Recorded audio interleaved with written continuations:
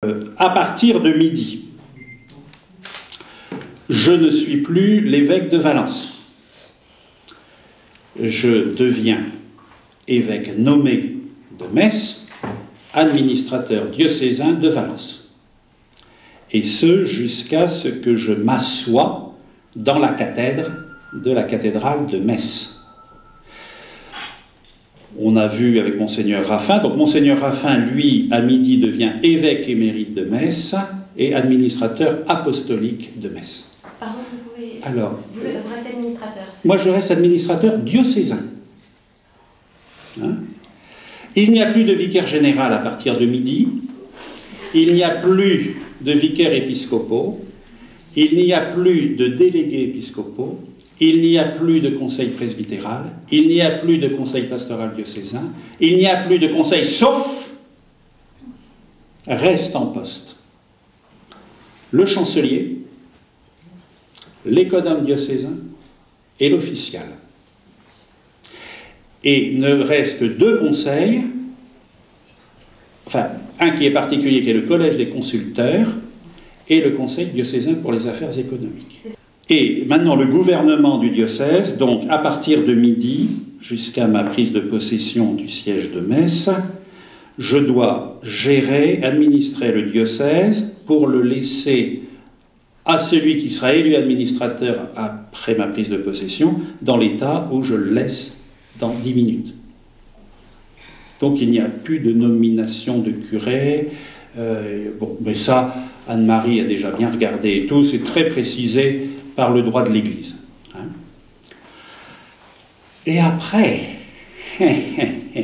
alors, pour quand même que les choses soient, il ne faut pas que le départ d'un évêque bloque ou freine l'activité d'une église diocésaine.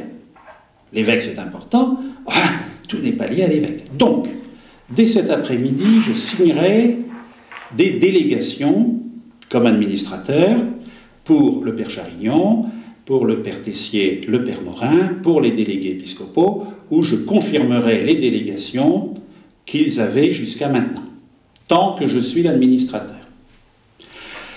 Une fois que j'aurai pris possession du siège de Metz, le collège des consulteurs, oh là là, qu'est-ce que c'est?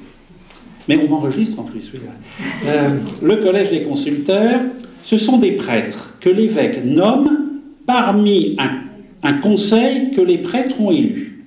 Donc actuellement ils sont 9. Donc je serai installé évêque de Metz au mois de novembre, ou le 3 ou le 17, ça dépend des disponibilités de M. Manuel Valls. Règle du concordat encore. Hein. À ce moment-là, le collège des consulteurs va se réunir très rapidement et votera un prêtre qui administrera le diocèse. En attendant le nouvel évêque. Mais le diocèse de Valence est dans une situation particulière, car Jean-Christophe Laglaise, évêque de Valence, a annoncé à la messe chrismale qu'il mettait le diocèse en marche vers un synode. Et quand quelques jours après le nonce l'appelle pour lui dire le pape a plus que pensé à vous pour le diocèse de Metz, je dis mais il y a un synode. Or le synode n'est pas ouvert, l'assemblée synodale n'est pas élue et le synode n'est pas ouvert. Et le nonce savait très bien le calendrier que nous avions prévu. Donc il me dit on serait en 2015, au moment d'ouvrir le synode et tout, on peut attendre 5-6 mois. Mais là, on est dans la phase préparatoire. Donc, je demande, et je le redirai à chaque fois que vous me verrez apparaître, je demande que mon départ n'affecte pas les équipes synodales et que le carnet de route soit utilisé, car, comme m'a dit Monseigneur Ventoural, nonce apostolique, c'est formidable, dans l'attente d'un nouvel évêque, qu'un diocèse se pose et travaille autour de comment évangéliser dans la Drôme aujourd'hui, et quand le nouvel évêque arrivera, eh bien, il aura un diocèse qui aura travaillé pour le bien de l'Évangile. Donc il faut à tout prix que le diocèse, que mon départ, à la fois, soit comme un coup de starter pour les équipes synodales. Oh là là, c'est merveilleux, il s'en va, un autre va arriver, et bien on va se mettre, qu'est-ce qu'on propose, qu'est-ce qu'on veut faire pour l'évangélisation dans notre département dans les années à venir. Sachant que le nouvel évêque peut poursuivre le synode ou le stopper. Mais, je le dis là, j'ai grande confiance dans le nonce apostolique et dans ceux qui ont nommé les évêques. Bon, avec le nonce, on en a déjà parlé.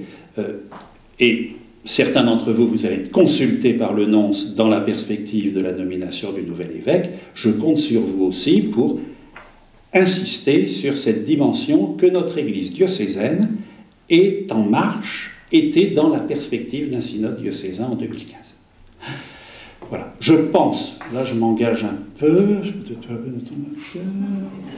je pense que la vacance du siège ne durera pas, enfin n'espérez pas quand même que ça va durer 3-4 mois, ça durera un peu plus, il y a quand même des procédures à faire, mais ça ne devrait pas tarder d'une manière à n'en plus finir. En tout cas, je souhaite à celui qui sera appelé à s'asseoir sur la cathèdre après moi de ne pas être 5 mois et demi au secret. Parce que je vous assure, la première fois j'ai trouvé qu'un mois c'était long, mais alors là, c'est plus que long. Est-ce qu'on sait où part l'évêque de Metz? Ah oui? Oui, oui. L'évêque de Metz a un beau record d'épiscopat, puisque ça fait 27 ans qu'il est évêque de Metz. Donc, Monseigneur Raffin est dominicain, donc n'a fait qu'un siège, donc Metz, et il se retire à Strasbourg. C'est un diocèse important, enfin spécifique, il y a une attente particulière de l'Église. Vous savez pourquoi vous avez été choisi ce poste? Je sais en partie pourquoi c'est tombé sur moi, mais je suis sous le secret pontifical. Je redis, hein, je l'ai dit à tous ceux qui m'ont interviewé, je suis très reconnaissant à la manière dont le nonce apostolique m'a accompagné. J'ai eu, à travers toutes mes rencontres avec lui, une espèce de vision assez claire de la situation de ce diocèse. Et quel est votre sentiment par rapport au fait que vous partez de la Drôme?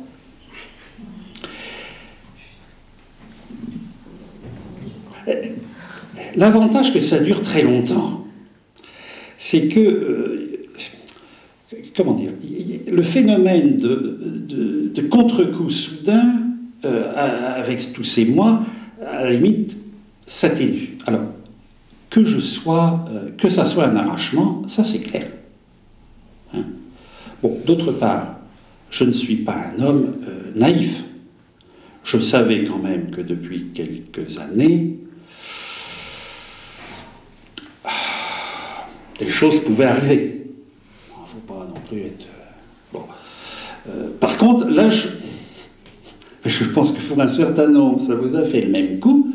Avec l'annonce du synode, même moi, je pensais que, voilà, il y avait 2 ans, 3 ans, bon, ça a duré quelques jours, mes illusions, c'est tout. Hein, voilà. Bon, alors que ça soit un arrachement, c'est clair, mais en même temps, vous savez, j'ai médité sur certaines choses pendant tous ces mois. Faut se revoir, quand j'étais ordonné diacre, dans une petite ville du sud de l'Indre, quand j'ai promis obéissance et de vivre en communion avec mon évêque, donc c'était archevêque de Bourges, et ses successeurs, après quand j'étais ordonné prêtre, quand j'étais ordonné évêque, hein, aussi, la communion avec le successeur de Pierre. Donc il faut se remettre devant ça. Il faut se remettre aussi, je pense, de réentendre et de méditer sur les grandes figures de notre histoire, sur Abraham, sur Moïse, sur la Vierge Marie. Voilà, il y a des appels à certains moments pour servir, et je pense que notre disposition, c'est ce que je vous ai mis dans le message, hein, je crois que dans ma vie, ça fait 32 ans que je suis prêtre, j'ai toujours essayé de répondre aux appels que l'Église me faisait. Je crois, mais si Monseigneur Liancourt est mort, mais enfin Monseigneur Plateau et Monseigneur Barbier sont encore vivants, je crois que je n'ai jamais refusé une nomination. J'en suis même sûr. Donc là, il y a eu un appel que je ne m'y attendais pas à ce moment-là. En même temps, le pape était à peine élu. Enfin, bon, voilà. Hein. En même temps, et pour le diocèse, et pour moi, et pour la Moselle, c'est sans doute aussi comme une source de renouvellement, de rebondir, de tout ça, enfin, et d'éviter, parce qu'il y a aussi des phénomènes qui peuvent faire de ronron, de tout ça. Alors, le Seigneur, c'était pas le ronron, mais enfin, voilà. Mais je crois que fondamentalement, quand on est disciple du Christ, il faut avoir présent cette disponibilité aux appels qui sont faits. Et puis saint François de Sales a cette phrase redoutable: il ne faut rien demander et ne rien refuser. Donc je n'ai rien demandé et je n'ai pas refusé. Voilà. Alors donc, je l'ai dit aussi, hein, je découvre aussi, je ne sais plus à qui je disais ça tout à l'heure, mais revenu hier, cette phrase de Victor Hugo, sur le cœur d'une mère, chacun en a sa part et tous sont tout entiers. Et je me suis dit, le cœur d'un évêque, mais je crois que le cœur d'un prêtre aussi, c'est notre cœur, chacun en a sa part. Je reste très attaché dans mon cœur à mon diocèse d'origine, je resterai très attaché au diocèse de Valence, je m'attacherai, je suis déjà en partie attaché à ce diocèse de Metz, mais en même temps, voilà, je pense que c'est ça, c'est comme le cœur d'une mère, hein, il y a des enfants et tout, on les aime différemment, mais voilà. C'est sans doute l'un des moteurs qu'il nous faut, et puis c'est pas le tout d'avoir sur mon bâton pastoral joie et paix, que ma devise, et Monseigneur Raffin la cite dans son message au diocèse de Metz là aujourd'hui, c'est pas le tout d'avoir joie et paix, encore faut-il le vivre. Alors, je tiens à dire, je leur dirai, que vraiment, Rouet a écrit en partant de Poitiers, vous avez fait de moi un évêque heureux. Eh bien, je peux dire la même chose des Drômois et de mes collaborateurs et tout. J'ai été très heureux durant ces presque 12 ans ici. Alors là, je vous dis merci.